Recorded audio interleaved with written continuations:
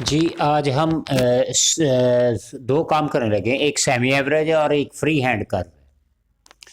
अच्छा, semi average सबसे पहले हम करेंगे। सेमी एवरेज को कैलकुलेट करने के लिए दो तरह के ये मेथड होते हैं। एक इवन कंसेप्ट होता है, एक ऑड होता है। एक इवन के लिए होता है और एक ऑड के लिए होता है। हम दोनों टॉपिक जो है वो डिस्कस करेंगे। अच्छा, अब इस इवन और ऑड में ये जो हमें गिवन डाटा दिया हुआ है, ये 12 ईयर्स का डाटा दिया हुआ है। और इस 12 ईयर्स के अंदर उसने कहा है कि आप इसकी कैलकुलेट करें सेमी एवरेज। अब 12 ईयर्स चूंकि इवन है तो हम इसको दो हिस्सों में तकसीम कर लेंगे। 6 ईयर प्लस 6 ईयर, तो 1 2 3 4 5 6 यहाँ तक है जी। और इसका यहाँ से, ये देखें यहाँ पर, और सेम इसी तरह से नीचे भी ऐसे ही, यहाँ से ये हम ये दो हिस्सों में हमने इसको डिवाइड कर दिया। अच्छा, डिवाइड करने का मकसद क्या था हमारा? मकसद ये था कि हम इनका सबसे पहले हम क्या करेंगे, इसका टोटल निकालेंगे। सबसे पहले हम इसका टोटल निकाल लेंगे और टोटल के साथ हम इसकी एवरेज लेंगे। एवरेज, दो काम करेंगे। अब जब टोटल लेंगे तो इसके सेंटर में आएगा, यहाँ पे ये देखें, इसके सेंटर में टोटल लेंगे तो इसके सेंटर में आएगा, किसी एक वैल्यू के ऊपर नहीं आ सकता चूंकि इवन नंबर्स हैं। अच्छा, जब हमने इन सब का टोटल किया तो ये मेरे पास वैल्यूज आ गई 1098।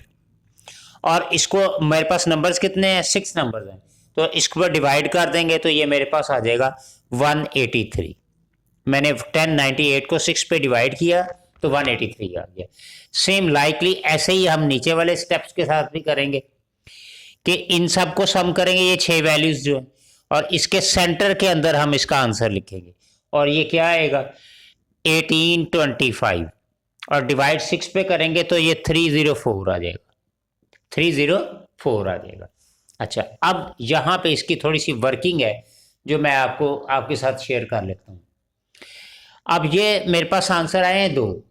एक आंसर आया मेरे पास 304, यहाँ पे अगर देखें 304 आया और 183 आया।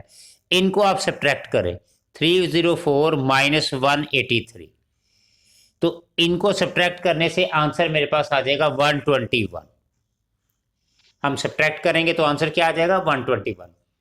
अब इनके दरमियान कितने ईयर्स हैं? इनके दरमियान 1 2 3 4 5 6 ईयर्स है इनके दरमियान, यानी 304 और 183 के दरमियान ये वाले ईयर्स जो है ये कितने हैं? ये 6 है।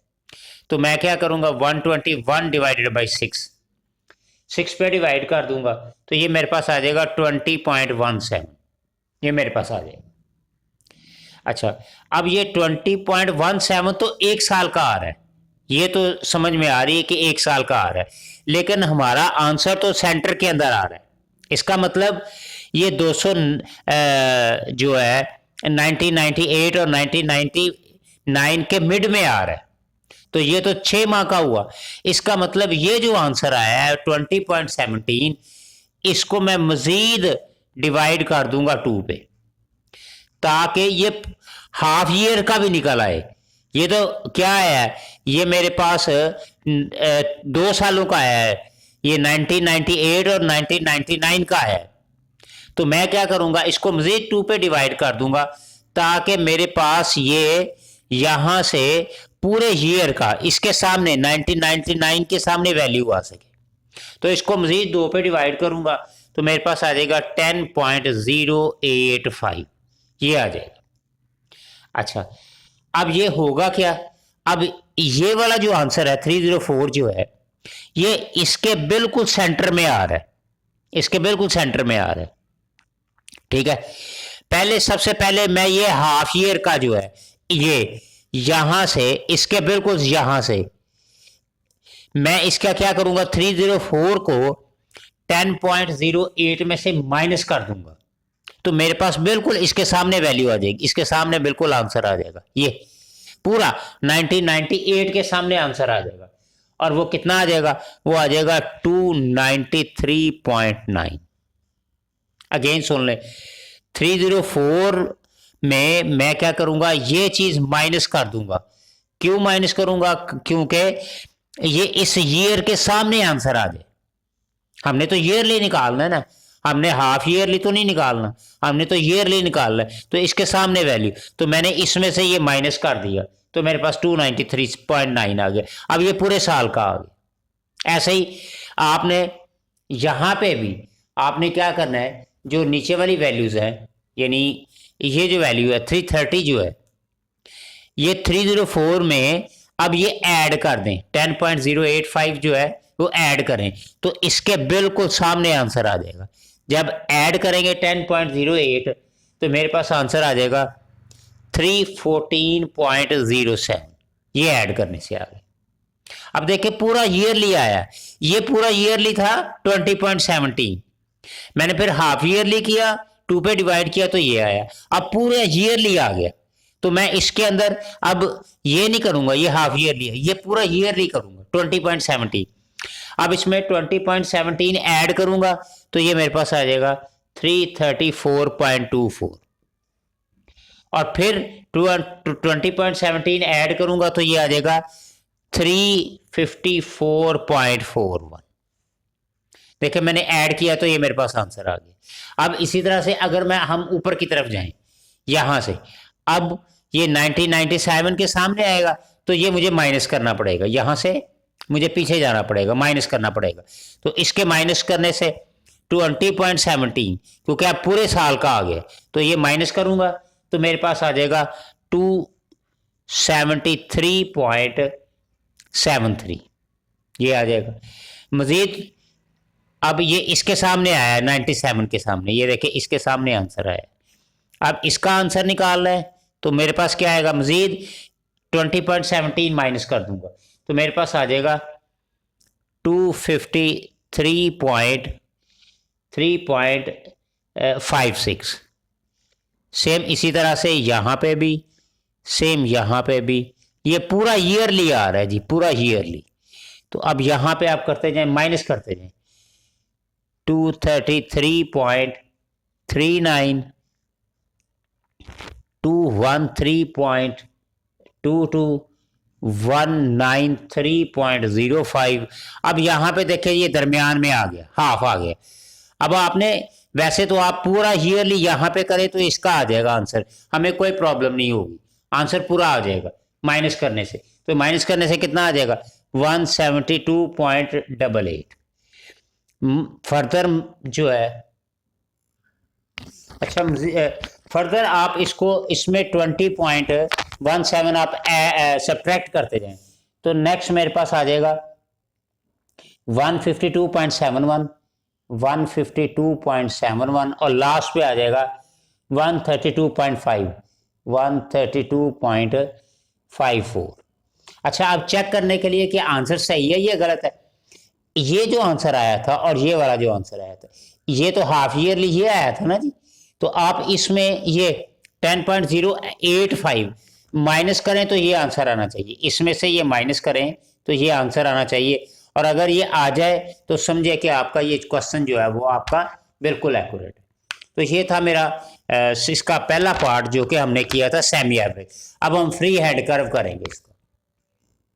जी नेक्स्ट हमारा क्वेश्चन है, देखिए अब इस क्वेश्चन के अंदर हमें ईयर्स और वैल्यूज दी हुई हैं और हमने फाइंड क्या करना है, semi average, 3 year moving average और least square by straight line, least square by straight line.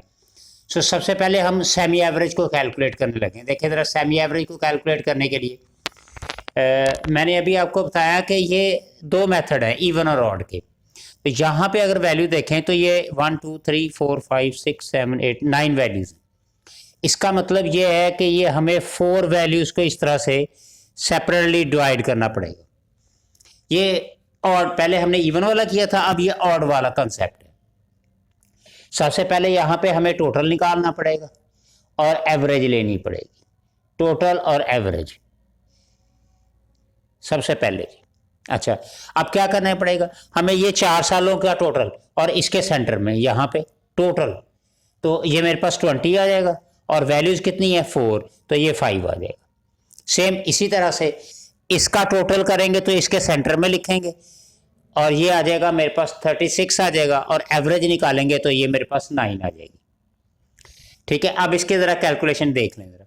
Calculation क्या आएगी? सबसे पहले आपने क्या करना है, 9 माइनस 5 कितना आ जाएगा? 4 आ जाएगा। पहला स्टेप तो ये है कि इन दोनों को आपने सब्ट्रैक्ट करना है, 4 आ जाएगा। ठीक है, अब यह 4 आया तो इसके दरमियान में कितने ईयर्स हैं? 1 2 3 4 5 ईयर्स हैं। तो हम क्या करेंगे, 4 डिवाइडेड बाई 5 तो 0.8 आ जाएगा। ये ईयरली आया है, हाफ ईयरली नहीं आया, ये ईयरली आया है।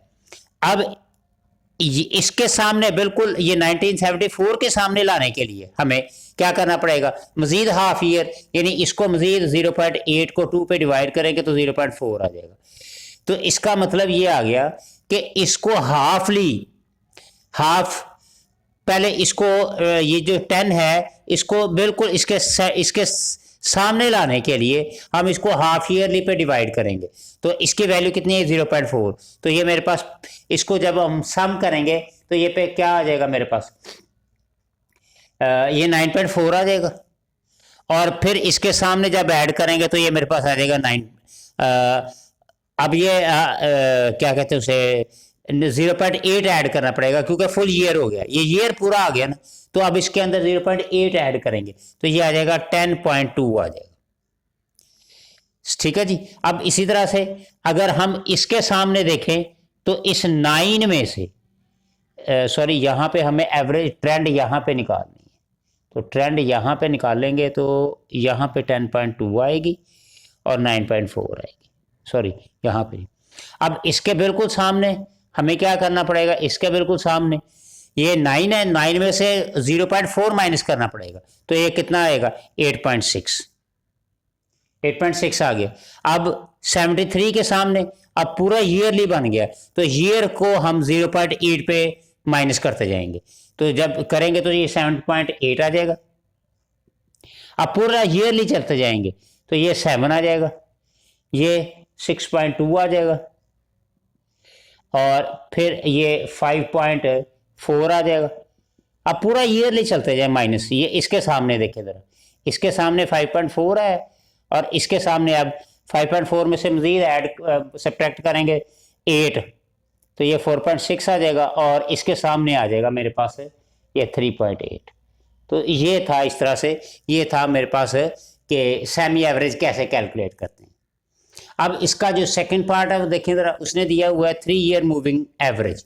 3 ईयर मूविंग एवरेज, अब 3 ईयर मूविंग एवरेज के लिए हमारे पास वैल्यू तो गिवन है, ये हमें दिया हुआ है, ऑलरेडी दिया हुआ है। अब इसके लिए हमें क्या करना पड़ेगा, हमें टोटल निकालना पड़ेगा और एवरेज लेनी पड़ेगी।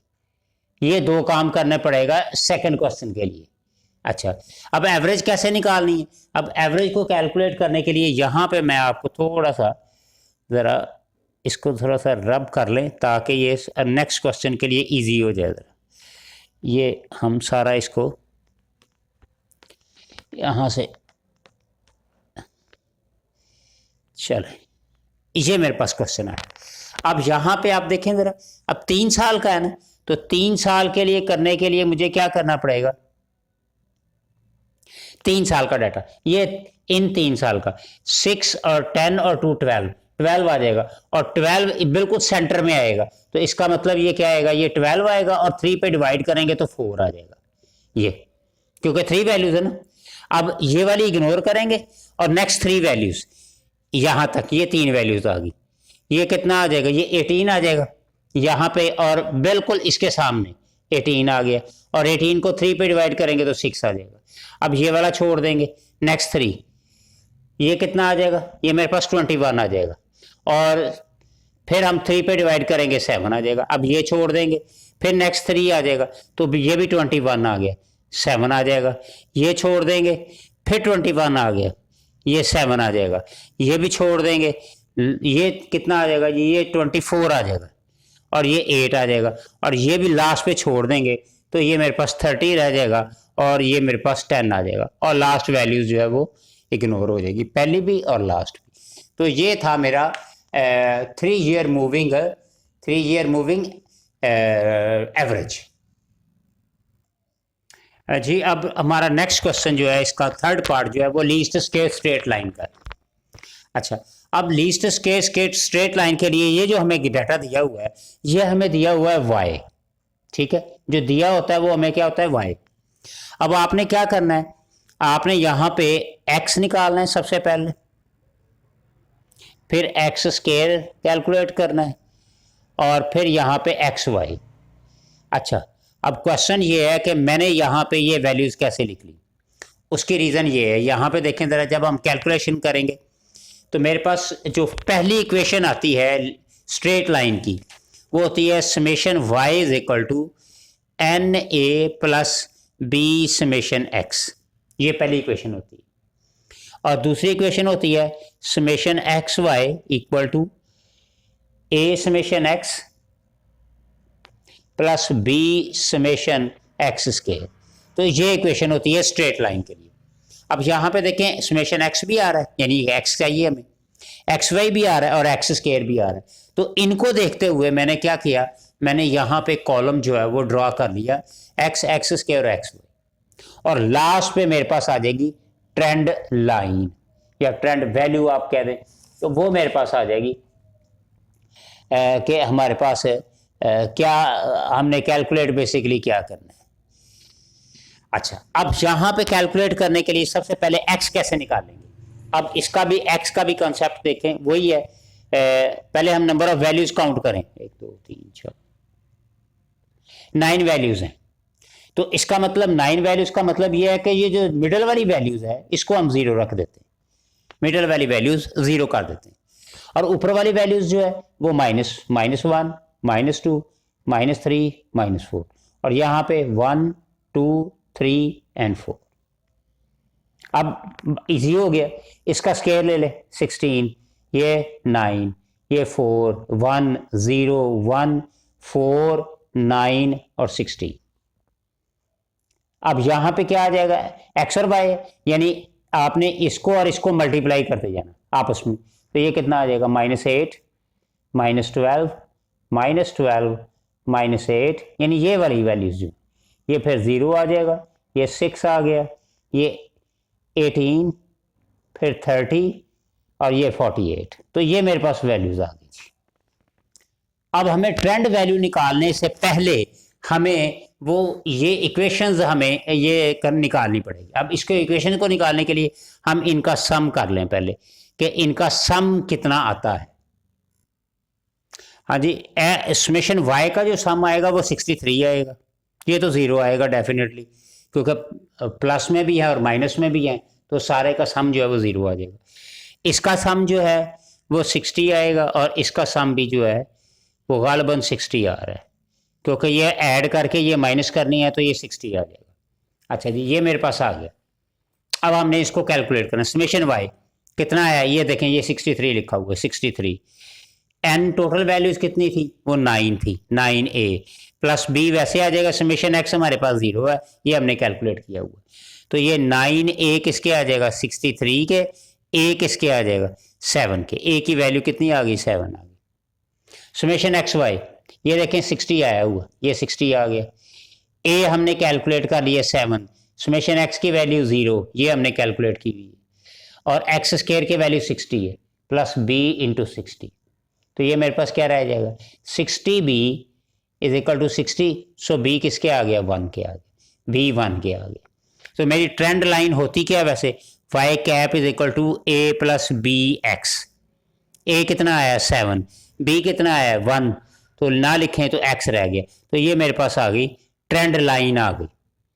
लेकिन मुझे तो वैल्यूज निकालनी है, मैं क्या करूंगा, अब ये जो 7 प्लस एक्स है, ये यहाँ पे ये ट्रेंड वैल्यू की जगह पुट कर दूंगा, यानी कि ये क्या आएगा, y cap is equal to 7 plus x आ जाएगा। अब ये जो x की वैल्यू है, ये वाली, ये x की वैल्यू, ये इसमें 7 में ऐड करते जाएंगे, यानी 7 - 4 3, 7 - 4 4, ये फिर 5 6 7 8 9 10, और इसी तरह से ये 11 आ जाएगी। ये मेरे पास आंसर आ जाएगा।